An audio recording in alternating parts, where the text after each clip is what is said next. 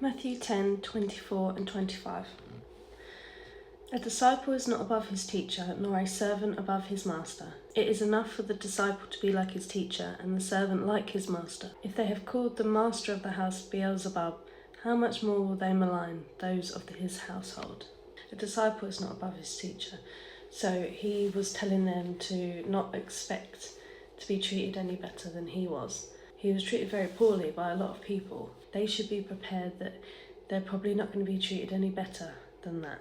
They called him Beelzebub, so Satan, and that was the second time that was mentioned in the Bible. So it was obviously a frequent slur that they used to say to Jesus, because they believed that the powers he had was because of his alliance or his allegiance with Satan. It is enough for the disciple to be like his teacher.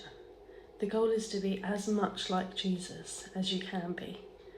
Live as much like him as you can. You're never going to be able to be like Jesus. No one's like Jesus, but we can strive to be like him. In Romans 8:29 it says, "For those whom he foreknew, he also predestined to be conformed to the image of his Son, in order that he might be the firstborn among many brothers." He wants his people to be like Jesus. So that is the goal. I always think in life, what would Jesus do? Or what would Jesus say about this?